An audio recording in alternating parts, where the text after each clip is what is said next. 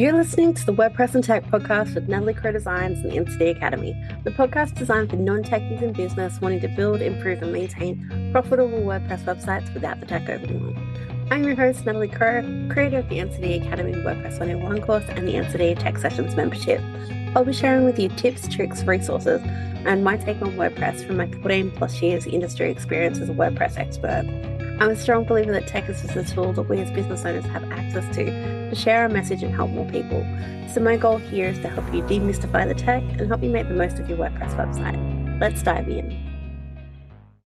Hey there, lovelies. So in today's episode, we're going to be chatting in regards to your website addresses, or also known as your domains, and the possibility of having multiple domains, why you'd want multiple domains, but also what's in the benefits of actually having that, and then what we can do if we do have instances where we need other domains. So as a starting point, I'd say we're going to look at the idea of having multiple domains. So I'd say when you go through and you want to basically secure your branding, I'd say for your business, there are lots of different ways or domains available that we can purchase. So for example, you might get a .com or a .co.uk or a .com.au. There are different variations of a domain that are available.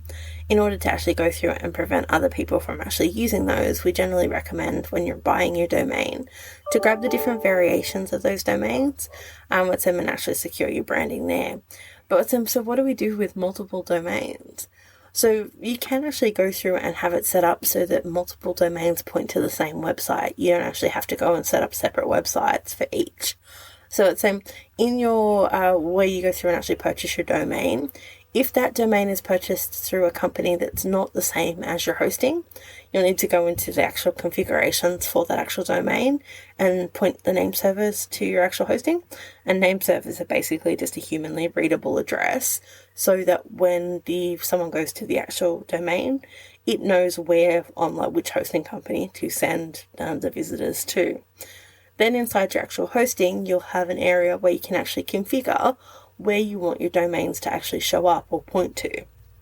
So in some cases, you'll actually go through and tell them in the actual settings to go to a specific website address, or you can even set it up so it goes to a specific page.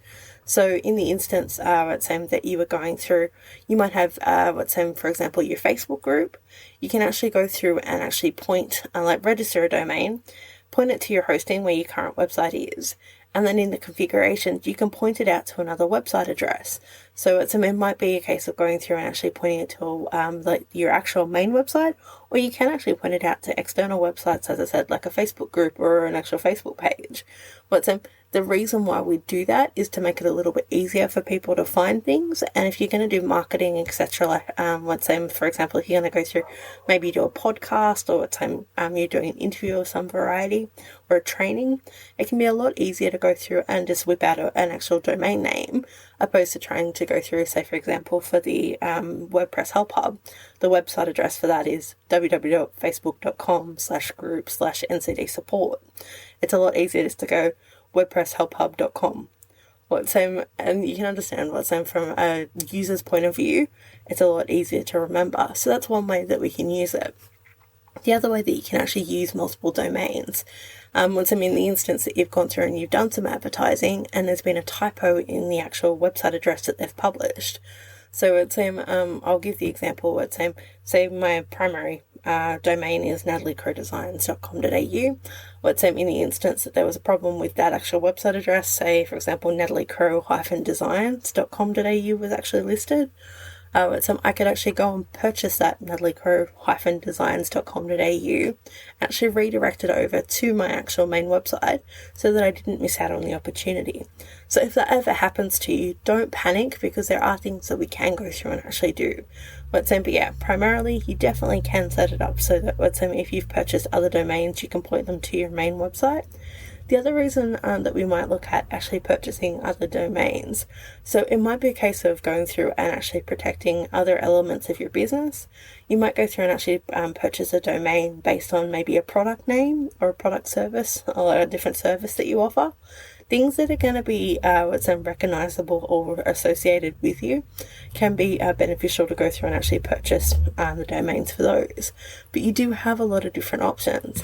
There's also the other option if you're going to go through and actually create something. Once time you might create a new program, or you might go through and actually create a new offering. You may go through and actually purchase those domains so that once you've got them there as a protective aspect, and you can point them over to your current website. In the past, we've had the situation where you could actually go through and purchase domains with your key words in them to try and actually improve your search engine presence and that kind of thing.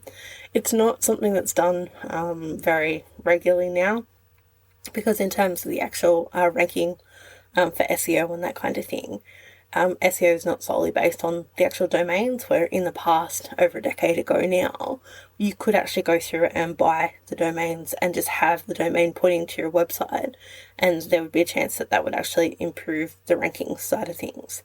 So yeah, so you've got a few different things that you can look at, but yeah, if you do end up having multiple domains for whatever reason, whether that's for brand protection, things that you're planning on working on in the future, for different promo issues, or to simplify the process for your target audience to find you, you definitely can go through and actually point them to your website. Most of that's done in your hosting control panel rather than directly in WordPress, but it'll still show up your actual WordPress website that you've created. So yeah, if you do end up in a situation where you do need to have multiple domains, or you are looking at actually creating something and you want to basically purchase that domain to actually associate it, you don't have to go and set up a separate website for it, even as a holding page. I want them to get it up and running. But yeah, if you've got any questions in regards to domains, feel free to sing out, and yeah, more than welcome to come on over to the WordPress Help Hub, my free group on Facebook, and I'll see you guys in the next episode.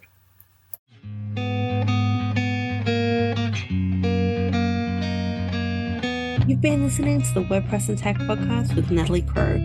I'd love for you to go through and subscribe. I would see you at any of my next episodes. Also head over to ncdacademy.com.au/podcast for all of our free resources and tools and tips.